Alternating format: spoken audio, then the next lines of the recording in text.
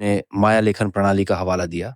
उनकी भाषा की कुछ सबसे दिलचस्प विशेषताएँ क्या हैं, जिनका उन्होंने लेखन में इस्तेमाल किया है? खैर, आप जानते हैं, उन चीजों में से एक जो मुझे उलझन में डालती है, एक व्यक्ति के रूप में जिसने अपने जीवन के बेहतर हिस्से को अध्ययन में बिताया है और मुझे टेक्सास यूनिवर्सिटी ऑस्टिन में लिंडा शेली का स्टूडेंट होने का सम्मान मिला। उन्होंने 1970 के दशक में माया हायरोग्लिफिक्स का कोड तोड़ने वाले समूह को इकट्ठा किया। इसलिए मैंने सर्वश्रेष्ठ से सीखा और हर पल का आनंद लिया। मैं सचमुच लिंडा को मिस करता हूँ। क्या आप हायरोग्लिफिक कोड के बारे में बात कर सकते हैं और इसे तोड़ने में क्या लगता है? ओह भाई, मेरा मतलब है, क्या चीज थी। हमारे पास एक तरह का रोसेटा स्टोन था। हमारे पास डिएगो डी लांडा की किताब का एक पन्ना था, जो युकाटन में माया को धर्मांतरित कर रहे एक पादरी थे। उन्होंने अपने सूचना दाताओं से उनकी लेखन प्रणाली और हर ध्वनि का मतलब पूछा, और वे इस बात से आश्वस्त थे कि उनके पास हमारी तरह एक वर्णमाला है। फिर उसने इस माया आदमी को स्पेनिश में समझाने के लिए कहा, तुम सभी सिंबल्स को मेरी किताब में यहीं लिखोगे।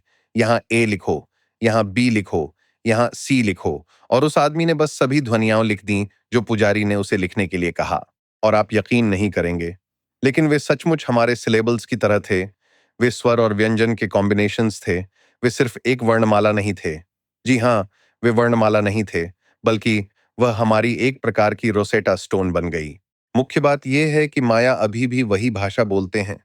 दुनिया में लाखों माया लोग हैं जो माया का एक ही वर्जन बोल रहे हैं। अब यहां मैं उलझन में पड़ जाता हूं कि हमारे पास सिंगल राइटिंग सिस्टम है जो समझने लायक है। हमने कोड को तोड़ दिया है, इसलिए हम जानते हैं कि यह मूल रूप से युकाटन के शीर्ष से लेकर ग्वाटेमाला और एल साल्वाडोर तक एक ही राइटिंग सिस्टम है। लेकिन आज हमारे पास 33 माया भाषाएं हैं जो एक दूसरे के लिए समझना नामुमकिन है। और हम उस समय जो भाषा बोलते थे उसे पीछे की ओर प्रोजेक्ट करते हैं। ग्लिफ में उसे चोल्टी भाषा कहते हैं। ये चोटी और चोल का कॉम्बिनेशन है, जो कि दो ऐसी ही भाषाएं हैं। लेकिन ये मेरे लिए बिल्कुल काम नहीं करते। ये कैसे संभव हुआ कि एक ही भाषा, या शायद दो भाषाएं, सिर्फ 500 सालों में 33 भाषाओं में विकसित हो गईं जो एक दूसरे के लिए समझ से बाहर हैं? ये उस समय हुआ जब लोग एक दूसरे के साथ घुल मिल गए और भयंकर संक्रामक बीमारियां फैल गईं, जिनमें 90% लोगों की जान चली गई। ऐसा कैसे हुआ? तो हम यहाँ कुछ बहुत बड़ी बात भूल रहे हैं। मुझे लगता है कि यह चीनी भाषा की तरह है, आ, आ, जहाँ चीनी अक्षरों लेखन को कई भाषाओं में पढ़ा जा सकता है और फिर समझा भी जा सकता है। मुझे नहीं पता कि ऐसा कैसे हुआ होगा, लेकिन यह असंभव लगता है कि पिछले 500 सालों के बाद माया के इलाकों में कम नहीं बल्कि ज्यादा भाषाएं हैं। तो आपको लगता है कि या तो तेजी से बोलियों को उत्पन्न करने की प्रक्रिया है, या हमेशा से ये बोलियां रही हैं, या मैं कहूँ कि ये अलग-अलग भाषाएं हैं, भले ही एक राइटिंग सिस्टम कॉमन है। ऐसा कोई तरीका जरूर रहा होगा जिससे कई भाषाएं एक ही राइटिंग सिस्टम को समझ सकें, या शायद लैटिन जैसी कोई चीज रही होगी। आपको पता होगा कि यूरोप में एक समय ऐसा था जब ज्यादातर लोग अनपढ़ थे, लेकिन वहां एक पुरोहित वर्ग था जो उन लोगों से बना था जो लैटिन समझते थे और लैटिन में लिखते थे। ऐसी संभावना है कि हायरोग्लिफ्स लैटिन का एक रूप है जिसका उपयोग प्राचीन माया दुनिया में किया जाता था। लेकिन हमें ये पता नहीं है, और इस बात का कोई स्पष्ट सबूत नहीं है कि ऐसा सच में हो सकता है। हाँ, बिल्कुल। हालांकि हम इस निष्कर्ष पर पहुंचे कि कोड को क्रैक करने वाला व्यक्ति यूरी कोनोरोजोव नाम का एक रूसी प्रोफेसर था। लिखित भाषा को यूरोपीय और अमेरिकी दोनों ही देशों में विलुप्त भाषा, यानी कि एक डेड लैंग्वेज माना जाता था। लेकिन यूरी को इनमें से किसी का भी पता नहीं था, न ही अमेरिका और यूरोप के उन सभी विचारों से भरा हुआ था। उसने इसे उसी तरह किया जैसे उसे मॉस्को में अपने ग्रेजुएट स्कूल में सिखाया गया था, और वो बस डिक्शनरीज देखने लगा। पहले उसने यूकाटेक भाषा को देखा जो आज बोली जाती है, और फिर उसने इसे सिंबल सिस्टम पर लागू किया, और उसे पता था कि यह कुछ निश्चित ध्वनियां हैं। उसने लैंडा की वर्णमाला का इस्तेमाल किया। इसमें उसके दो मुख्य उदाहरण थे, एक कुत्ते की तस्वीर जिस पर एक सिंबल उकेरा हुआ है, और एक टर्की की तस्वीर जिस पर एक दूसरा सिंबल है। और कुत्ता, आ, मेरा मतलब युकातेच में कुत्ते को सूल कहते हैं। तो उसने दो सिंबल देखे थे और उसने कहा, शायद यह वाला सू है और यह वाला ऊल है, और फिर टर्की कूट्स था, तो यह कू-सू में समाप्त होगा। और उसने दिखाया कि देखो, यह सूट्स है, यह सूल है। वह सिंबल जो सू होना चाहिए वास्तव में उन दोनों चीजों के लिए एक ही है। यह अक्षरों को सुलझाने की प्रक्रिया की शुरुआत थी, जिस पर हम अभी भी काम कर रहे हैं। ये बहुत ही दिलचस्प है। सिर्फ डिकोडिंग प्रोसेस को समझना भी दिलचस्प है। वैसे आप ये कैसे पता लगा सकते हैं? और शायद ऐसी भाषाएं भी हो सकती हैं कि क्या ऐसी कोई लिखित भाषा है जिसे अभी तक डिकोड नहीं किया जा सका है? हाँ, हाँ, उनमें से कई हैं। वहां ईस्टर आइलैंड लिपि है, जो अब तक एक अनसुलझा रहस्य बनी हुई है। ऐसा लगता है कि हमने हाल ही में इस दिशा में कुछ प्रगति की है। इसे रोंगो रोंगो कहा जाता है, और हमारे पास पाठ के लगभग 25 उदाहरण हैं। हालांकि हमने इसे डिकोड करना बस शुरू ही किया है। साथ ही एक और बड़ा नाम हड़प्पा भी है। एक लंबे समय से हम लोग दावा करते थे कि दुनिया में 5 अलग-अलग लिपियां हैं, और वे लिपियां हैं, पहली है चीनी, फिर क्यूनीफॉर्म जो कि मेसोपोटामियन है, और फिर इजिप्शियन, इसके बाद माया, और आखिर में हड़प्पा जो कि उत्तरी भारत से है। और ये एकमात्र ऐसी है जिसे हम कभी नहीं सुलझा पाए। और अब सभी एपिग्राफर्स जो इन भाषाओं का अनुवाद करते हैं, वे सभी हड़प्पन को लिस्ट से हटाने के लिए एकजुट हो रहे हैं, क्योंकि हम इसे डिकोड नहीं कर सकते।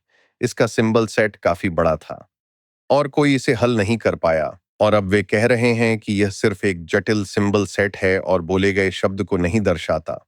ये एक संभावना है। शायद इसीलिए ये समझा सकती है कि ये इतना मुश्किल क्यों है। सही कहा। लेकिन हम बस एक छोड़ने वाली पीढ़ी का सामना कर सकते हैं। हो सकता है कि अगली पीढ़ी में कोई बैटन उठा ले। हाँ, आजकल के बच्चे। अमेरिका की किपू वह दूसरी चीज है जो मुझे आकर्षित करती है। इनका के पास किपू था। ये गांठदार स्ट्रिंग रिकॉर्ड्स थे, लेकिन यह निश्चित रूप से केवल गणित से अधिक कोडिंग कर रहे थे। हम गणित जानते हैं। मैं किपू के गणित कर सकता हूं और पता लगा सकता हूं कि वे क्या टोटलिंग कर रहे हैं और क्या नहीं। हाँ, वहां एक किपू है। कीपू धागों से बने रिकॉर्डिंग उपकरण हैं, जिनका इस्तेमाल कई इंडियन दक्षिण अमेरिकी सभ्यताओं में किया जाता है। कीपू स्ट्रिंग्स कपास या कैमोमाइल से बने होते हैं। तो यहाँ कुछ स्ट्रिंग्स दिख रही हैं, उनका मतलब क्या हो सकता है? यह एक लंबा धागा होता है जिससे छोटे स्ट्रिंग्स लटकते हैं, और लटकने वाले हर धागे पर नॉट्स के सेट होते हैं। और ये नॉट्स जो दिखने में बस धागे लगते हैं, असल में उनमें से कुछ मैथमेटिकल किपुस हैं, और उन पे हम गणित कर सकते हैं। हम साबित कर सकते हैं कि यह गणित है। उन्होंने वहां भाषा भी एनकोड की है। उनके पास कुस्को में पूरी लाइब्रेरी थी जहां स्पेनिश विजेता लाए गए थे, और लाइब्रेरी के देखभाल करने वाले बस कहते, उसे उतारो, मुझे वह पढ़कर सुनाओ, और वह उसे निकालकर 200 साल पहले की किसी घटना का इतिहास पढ़ते। तो यह निश्चित रूप से लेखन था। लेकिन 1570 के दशक में वहां के चर्च के एक प्रमुख ने उन सभी लोगों को बुलाया जो उन्हें पढ़ सकते थे। उन लोगों को किपू कमाएक्स कहा जाता था। उन्हें बुलाया गया, उनसे सभी किपू को पढ़वाया, और उन्हें स्पेनिश किताबों में लिखवाया गया। फिर किपुस को जला दिया गया और उन लोगों की हत्या कर दी गई। ओह, तो ऐसी बात है। और इसलिए हम आज भी कोड को तोड़ नहीं सकते, पर हमें पता है कि यह निश्चित रूप से एक लिखित भाषा थी। हालांकि यह लिखी नहीं गई थी, यह बुनी हुई या नोटेड थी। और कुछ कीपूस अभी भी उपलब्ध हैं जो हो सकते हैं कि। मुझे लगता है कि अब हमने लगभग 1000 का आंकड़ा पार कर लिया है। तो हमारे पास 1000 किपू हैं, और ये कोड को तोड़ने के लिए काफी है। और मुझे लगता है कि यह पीढ़ी शायद वह है जो ये कर सकती है। ये दुख की बात है कि अब हमारे पास इतनी कम बची हैं। मेरा मतलब 1000 अच्छा है, लेकिन देखिए, पेरू ने आर्कियोलॉजी के साथ मुश्किल से सतह को छुआ है। अभी वहां ढूंढने के लिए बहुत कुछ है। मैंने एक पादरी के बारे में पढ़ा जिसका नाम डिएगो डी पोरेस था। वह पेरू में शुरुआती लोगों में से एक था जो बड़े समुदायों को धर्मांतरित कर रहे थे, और उनका इतिहास स्पष्ट रूप से बताता है कि वह इस 3000 लोगों के समुदाय को सभी स्पेनिश प्रार्थनाएं सिखाना चाहते थे जो उनके लिए ईसाई धर्म में कन्वर्ट होने के लिए महत्वपूर्ण थीं। और उसके पास हर व्यक्ति के लिए समुदाय के क्विपुकामायोक्स थे जो उन्हें बताते थे कि वे नॉट किपुस पढ़ सकते हैं और प्रार्थनाओं को याद कर सकते हैं, और अगर उन्हें शहर में अपने क्विपू के बिना पकड़ा गया तो उन्हें कोड़े मारे जाएंगे। तो उसने उसी किप्पू के 3000 बनवाए और इस समुदाय को बांट दिए। अगर हम उस समुदाय को ढूंढ लें और उसके कब्रिस्तान को खोज लें, तो वहां एक रोसेटा स्टोन मिलेगा। आप जानते हैं, मैंने सुना है कि शायद पेरू में कुछ लोग या शायद एक बड़ा समुदाय है जो इस भाषा को जानता है, और जैसे आपको बस वहां जाना है और उनसे पूछना है, और ये ऐसा है, वे कहते हैं हाँ हाँ हाँ। कुछ समुदाय ऐसे हैं जो उनका इस्तेमाल कर रहे हैं। उनमें से कुछ के लिए हमारी उम्मीदें थीं, लेकिन फिर यह साफ हो गया कि वे बस बातें बना रहे थे। वास्तव में उन्हें ये पढ़ना नहीं आता था। वे बस जानते थे कि इसे पहले पढ़ा जाता था, इसलिए उन्होंने इसके बारे में बहुत सारी बातें बनाई और वे इसे बाहर लाते हैं और ऐसा दिखाते हैं जैसे वे इसे पढ़ सकते हैं। लेकिन जब आप उनसे विवरण पूछते हैं तो उन्हें नहीं पता होता। लेकिन एक बहुत सरल स्तर पर वहां ऐसे लामा चरवाहे होते हैं जो अपनी जेब में एक स्ट्रिंग रखते हैं।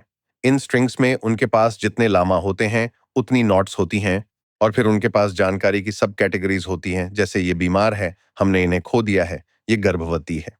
तो मैं ये कहना चाहता हूं कि उनके पास ये सरल और गणितीय किपुस हैं और वे इन्हें रिकॉर्ड के रूप में इस्तेमाल कर रहे हैं।